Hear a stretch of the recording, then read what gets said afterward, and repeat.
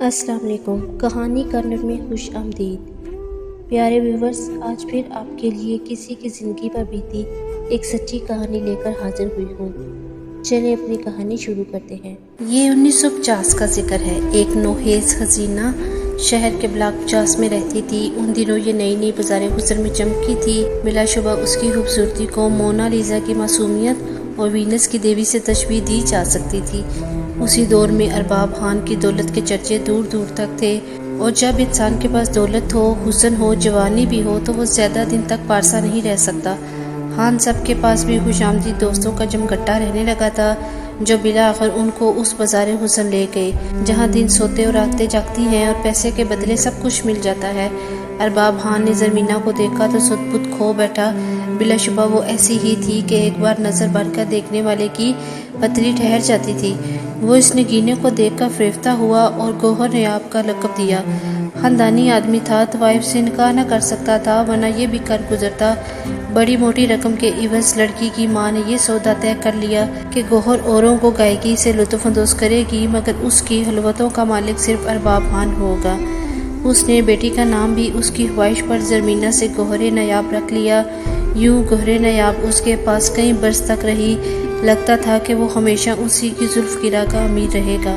لگاؤ تو اس قدر ہو گیا کہ خاندانی روایات سے بغاوت کر کے وہ کسی روز اس حسین طوائف زادی سے نکاح کر لیتا، لیکن ایک دن کسی بات پر خفا ہو کر اس کے کوٹھے سے ایسا اترا کہ پھر نہ لوٹا۔ جہاں کوٹھے والی کا اعتبار نہیں، وہاں دولت والوں کے مزاج بھی ناقابل اعتبار ہوتے ہیں۔ ریچھ جائیں تو ساری دولت واریں اور بھولنے پر آئیں تو کوئی جان بھی دے دے تو ان کی یادداشت پلٹ کر نہیں آتی۔ گوہر نیاب ارباب خان کے غم میں کئی روز تک منہ لپٹے پڑی رہی اور نہ ہار سنگار کیا۔ میں سمجھاتے ہار گئی کہ ان مردوں کا کیا، پھر طوائف سے محبت، یہ بات تو ان کی کتاب میں ہے ہی نہیں۔ ارباب کا خیال چھوڑ، کچھ ہمارا دھیان کر، پیٹ کا دوزخ بھی بھرنا ہے، مگر جب دل میں نہ ہو اور جی بھی اچھا نہ رہے تو آدمی کیا کرے؟ دل کو بس میں کر بھی لیا تو اس دوہرے مرض کا کیا علاج؟ قدرت نے کیچڑ میں پھول کھلانا تھا۔ گوہر اس درخت کی مانند بوجھل بوجھل رہنے لگی کہ جس پر جلد ہی پھل پھول لگنے والے ہوں۔ دنیا لڑکیوں کی پیدائش پر دل موس لیتی ہے، مگر یہ گھرانہ ایسا تھا جہاں بیٹی کی پیدائش اچھے مستقبل کی ضمانت ہوتی ہے، تو پھر لالا کی پیدائش پر گھی کے چراغ کیوں نہ جلائے جاتے؟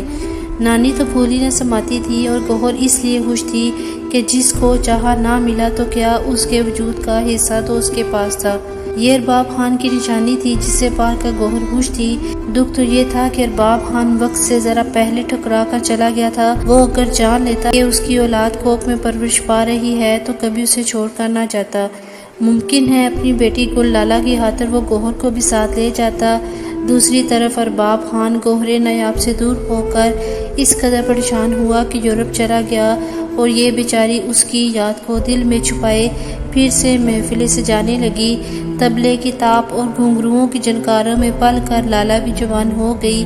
جیسے ہر طوائف زائدی وقت سے پہلے زمانے کا شعور حاصل کر لیتی ہے، 16 کے سن میں لالا بھی احسن کی راہ تکنے لگی۔ احسن خان اس علاقے کا ایک نو عمر امیر زادہ تھا جو اپنے رنگین مزاج دوستوں کے ہمراہ کبھی کبھار گل لالہ کا مجرا دیکھنے جاتا تھا۔ اس کی ابھی شادی نہیں ہوئی تھی تبھی وہ اس پری کا دیوانہ ہو گیا تھا۔ گل لالہ واقعی لالا کا پھول تھی۔ حسن میں وہ اپنی ماں سے بازی لے گئی تھی۔ اس کے حسن میں ایک خاص تمکنت اور روانیت تھی، کیونکہ رگوں میں ارباب خان جیسے وجیہ اور خاندانی رئیس کا خون گردش کر رہا تھا۔ اس تمکنت نے اسے قیامت کی دلکشی عطا کر دی تھی۔ احسن خان پہلی ہی ملاقات میں اس پر فریفتہ ہو گیا تھا۔ لالا بھی کم سن تھی، وہی کرتی جو ماں کہتی۔ اکثر اس کی ماں کہتی تھی کہ لالا، بے شک احسن خان کی جیب نوٹوں سے بھری ہے لیکن دل محبت سے خالی ہے، بھول کر بھی اس کی محبت کے فریب میں مت آنا۔ یاد رکھنا، یہ امیر زادے یہاں محبت کرنے نہیں تماشا دیکھنے آتے ہیں، یہ صرف تماشبین ہوتے ہیں۔ یہ زہر وہ لالا کے کانوں میں گھولتی تھی اور اس کی سمجھ میں نہ آتا تھا کہ ماں کیوں ہر دم یہی کچھ کہتی رہتی ہے۔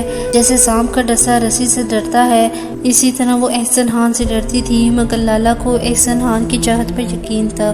وہ سمجھتی تھی کہ اس کی ایک ایک ادا پر 100 نوٹ نچھاور کرنے والا اس کے لیے جان بھی دے سکتا ہے۔ وہ احسن کے پہلو میں خود کو محفوظ سمجھنے والی اس کا قرب پاتے ہی اپنی ہستی کو بلا دیتی تھی۔ حالانکہ احسن کی شادی نہ ہوئی تھی، تبھی اس کے جھکاؤ میں ولہانہ پن تھا۔ اس بات نے اسے مزید غلط فہمی میں مبتلا کر دیا۔ پھر جلد ہی یہ غلط فہمی دور ہو گئی۔ جب بہت دنوں تک وہ نہ آیا تو لالہ بے قرار ہو گئی۔ گوہر نے احسن کے دوستوں سے معلوم کیا تو افشاں ہوا کہ اس کی شادی ہو گئی ہے اور وہ آج کل اپنی شریک حیات کے ساتھ زندگی کے ان دنوں کو خوبصورت اور یادگار بنانے کے لیے ہنی مون پر گیا ہوا ہے۔ گوہر کے لیے یہ کوئی بڑی بات نہ تھی، لیکن لالہ کے معصوم دل پر بجلی گر پڑی۔ وہ یوں تڑپ کر رہ گئی جیسے مچھلی کو موجوں سے کھینچ کر تپتی ریت پر چھال دیا جائے۔ احسن خان کی شادی اتفاق سے ارباب خان کی بیٹی سعدیہ سے ہوئی تھی، جو خوبصورتی میں کمال اور حسن میں بے مثال تھی۔ 1 سال بیت گیا، احسن نے پھر کوٹے کا رخ نہ کیا، جیسے وہ لالہ کو قصہ پارینہ سمجھ کر بھلا چکا ہو۔ 1.5 سال بعد اللہ نے بڑی خوشی دکھائی کہ ارباب خان کے ہاں فرزند پیدا ہوا۔ اس خوشی کو منانے کے لیے ایک بڑی دعوت کا انتظام کیا گیا اور رات جگہ میں مجرے کا اہتمام بھی کیا گیا۔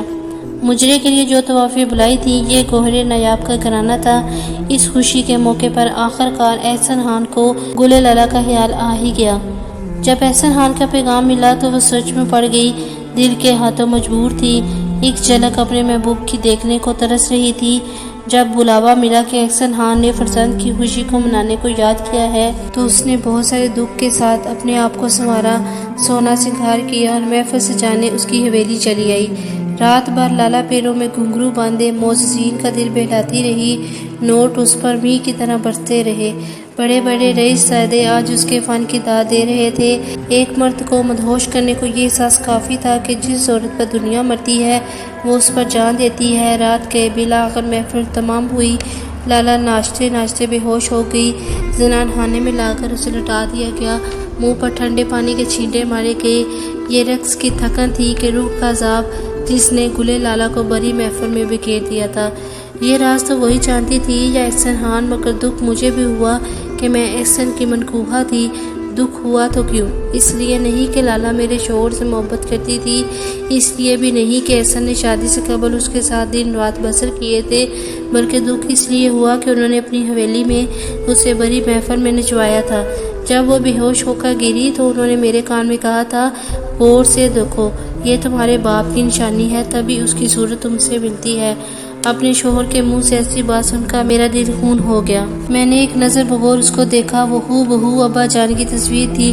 دل اس کی طرف کھینچنے لگا، آنکھوں میں آنسو بہر آئے۔ قدرت کی یہ کتنی ستم ظریفی تھی کہ ایک بہن کی حویلی میں دوسری بہن پاؤں میں گھنگرو باندھے ناچ رہی تھی۔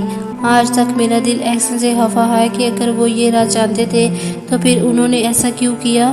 میرے من میں جو اپنے شوہر سے محبت تھی وہ دم گھٹ جانے سے مر گئی ہے اور میرا دل آج بھی خفا ہے۔